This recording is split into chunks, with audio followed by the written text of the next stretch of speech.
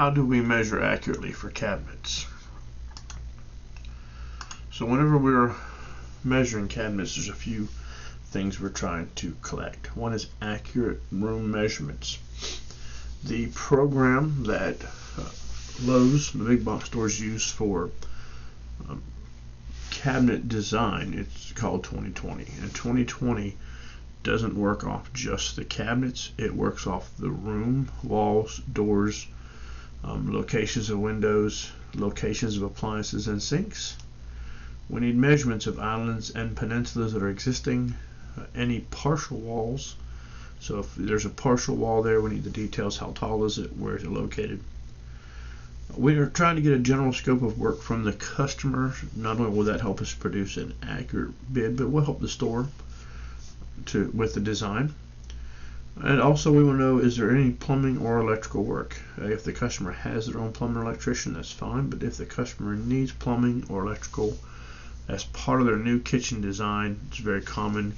Customers want to move a few things around. They want to add some cabinets and counters, and they need counter outlets.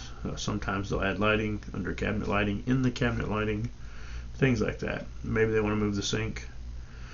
And then along with that info, we want pictures that complement that information.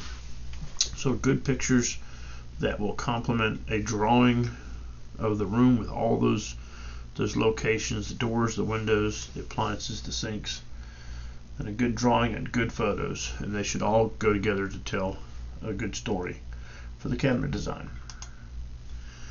So what are we doing with that info? Here's the picture of a 2020 drawing that we will submit to the store as a result of the information that you turned in. So if you can see, this drawing, it has exact measurements. All measurements come from the corner of the room, but you can see it tells the span between the windows, between the doors. It shows the location of those appliances. We use this also to produce this, along with your scope, to produce a labor quote. So these measurements have to be accurate. It's vital that when we're at the home, a cabinet measure, it only takes about 15, somewhere between 15 and 30 minutes. But when we're there, we want to make sure we take the time to get the accurate information. Is the floor level? Is it way out of whack? Are things out of square? So you might see odd things. You want to get a photo of that, make some notes.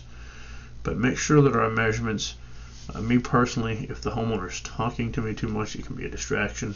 So I have to I let them know, speak with them for a minute, then let them know I'm going to be collecting measurements, and then each time I take a measurement, I write that measurement down right away. That way I get as close to accurate as possible. But we don't measure the entire room, because again, we need that room measurement. This is especially important. The customers will say, no, I'm going to keep it exactly the same. But when they go down to the store and they start looking, they decide to change everything. So if they want to add an island, add some cabinets over there, we need the entire room so that the cabinet design can see if there's proper clearances for people to walk through the kitchen, can refrigerator doors open properly, oven doors, dishwasher doors, things like that. Always get ceiling height and soffit height if there's a soffit. Even if the customer tells you the soffit is going to go away, go ahead and get that soffit height and make notes on that soffit location. We'll discuss that more. So when you have an open floor plan such as what we see here, what do? Well, we can always measure to the corner, which you see is open to the kitchen. So we want to measure from to each corner. So we see there's a door there, but when I measured this one, I went all the way to the corner. But it can work off those two walls if you have that true open floor plan, but it has to be truly open. We can see that this is a big open plan. If they want to put an island, there'd be no obstructions there. They might have to lose the table. But if there's a wall somewhere nearby, window, a column, anything like that could interfere with the customer's cabinet design, we've got to notate the location of that. So what do we measure? Again, 2020 works on the room. The base of our drawing is walls, doors, and openings, and windows and pass-throughs. So I need to know where all your windows and doors are. If that window if the seal or the bottom of that window is lower than 39 inches, we need to note that on the drawing. We need to write the seal height. You see in this drawing the writing isn't really clear, but there is a pass through and the seal is at 34 inches. So that would actually be below the counter height. That's why that's very important to measure, because that lets the store know that if that customer wants to put cabinets on that wall, they either have to special order low cabinets or they need to stay away from that wall altogether. So having these accurate measurements is very important. Always measure from the room corner. Please don't measure off of other things. We do want to measure distance between windows, but when we're notating things like the location of appliances, soffit heights, obstructions, always measure from the closest corner. As you see here, the range, there's a directional arrow. It's not measured off the refrigerator. It's measured 72 inches to the corner. Same thing with the refrigerator. It's 24 inches to the corner. Measure to the corner. Accurate measurements are super important. If we get the measurements wrong and they order this customer cabinets, then we have to buy the cabinets when we make the mistake. So our measurements need to be accurate and easy to discern what is going on. Corner to the window trim, corner to the door trim, very important. Wall cabinets, they've got to fit between the corner and the wall or between the two windows. So as you can see again here in this drawing, notice that there's always notated the corner to the edge of the trim. When you're measuring a door or a window, you want to include the trim in that measurement. So if the window is 34 inches, but it has a 2-inch trim on each side, that window would be 38 inches. You wouldn't say, oh, it's just 34 inches. You want to include that trim in your measurement, always, doors and windows. Looking at this example right here, this customer, this is the one we saw earlier with the open floor plan. What you see on the right is that there's a wall cabinet missing, and on the left, that's because the measurement to the range hood and the measurement to the window trim, while the measurements were correct, when the store designed it, unfortunately they didn't pay close enough attention and they designed cabinets that went too far and did not fit. This one overlapped that window by several inches, and so because the store made the mistake, they had to buy those cabinets. But if that had been a mistake in our measurements, then we would have had to purchase those cabinets. But it comes down to more than just who is purchasing the cabinets. It causes a delay on the job, and that makes customers unhappy. Of course, our goal is customer service. Again, include the trim when measuring windows and doors. Notice our arrows on this window here. We go all the way, include that trim. The inches, how many inches is it to the sill or the bottom of the window? Add that measurement to your drawing, but only if it's less than counter height. If it's going to be below the counter height of 36 inches, or if it's going to be below 40, where it might interfere with a backsplash. If the customer does a 4-inch granite backsplash, just make that notation of that window height. In new construction, as you see in this picture, note the location of the appliance hookups. Oftentimes you'll find the plumbing for the sink associated with a window. When that happens, we know the sink is going to be centered on that window. That's always going to be our goal, is to center the sink on the window if possible. But if you look to the right, you see a refrigerator box and an outlet.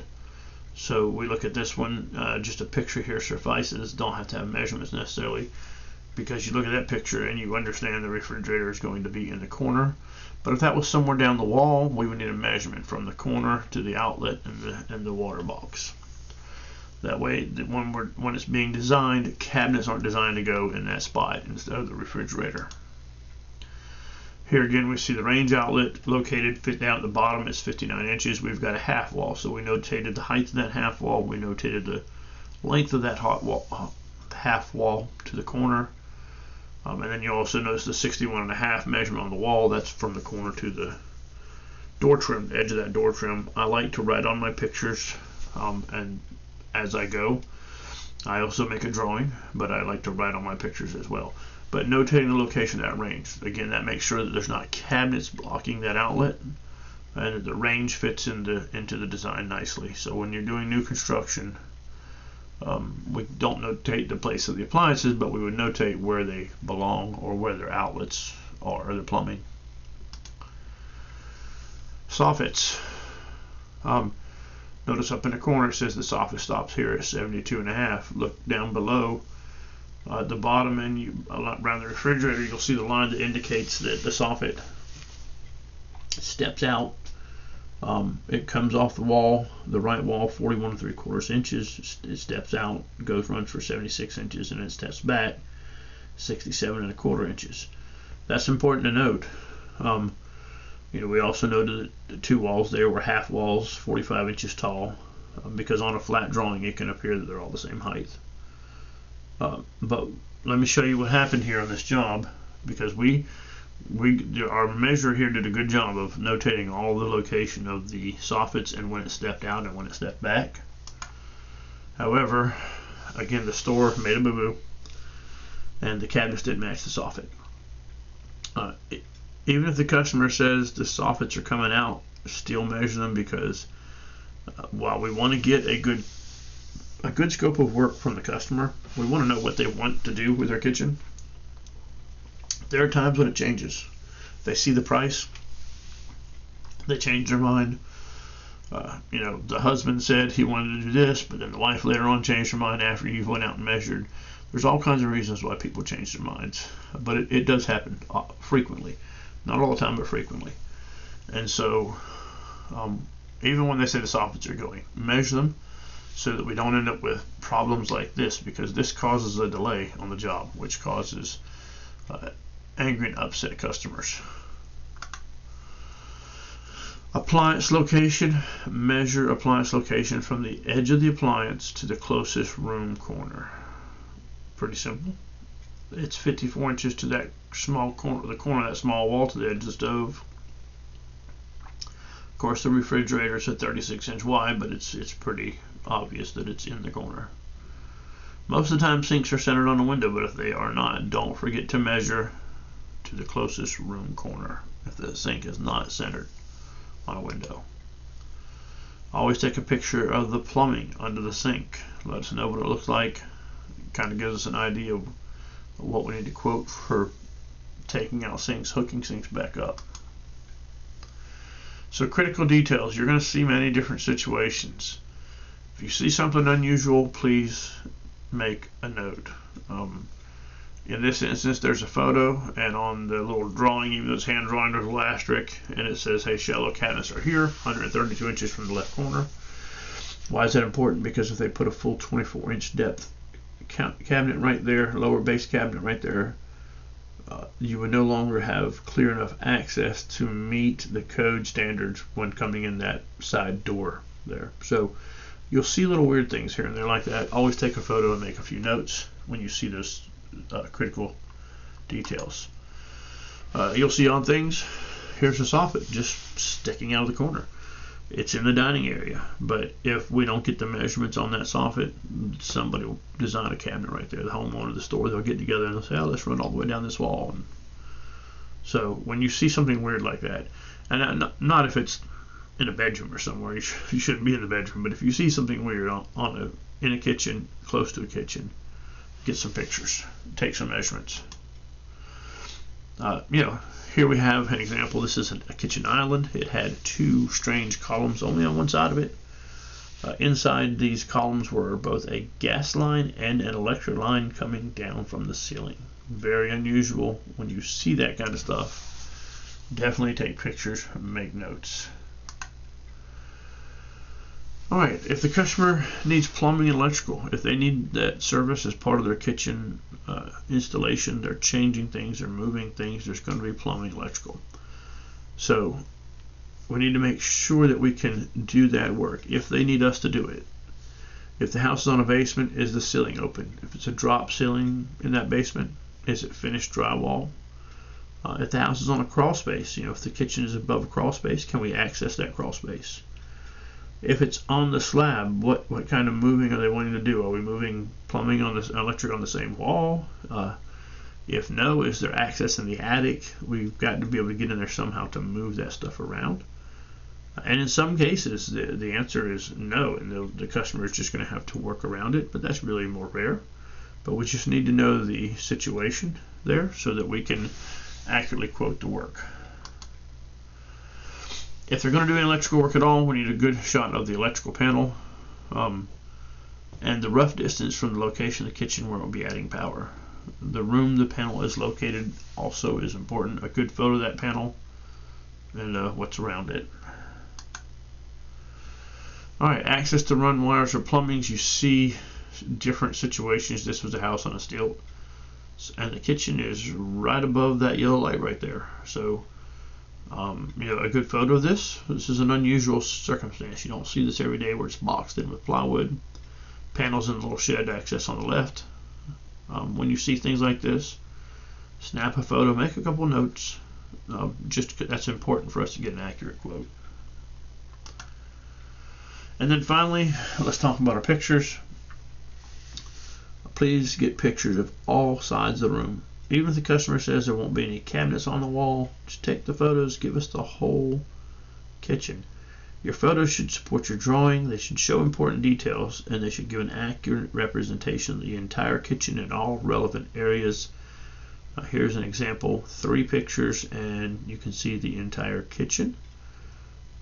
Whenever possible, we want to back up and get both sides of each wall, a picture of each wall. But 3 to 4 pictures, even if you have some up close pictures. If you take more than pictures than necessary, I won't be upset. So, but your pictures need to show the entire room, and take at least 3 to 4 of those back off pictures so that we can see everything. Alright, so just a short recap. We want to take complete and accurate measurements. Take our time when we're there, make sure we double check our measurements, get the location of all windows, doors, soffits, appliances, sink location.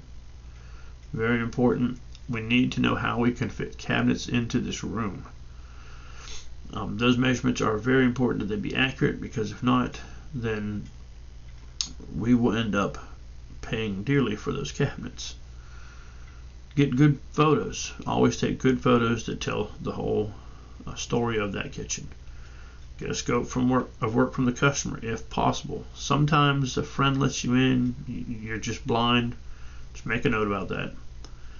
And make any necessary notes and document any possible issues that could arise that could hamper us from installing this kitchen. Our whole goal is to get in, get out, make a happy customer. So we want to be aware of any problems that may arise. And that's it for how to measure cabinets.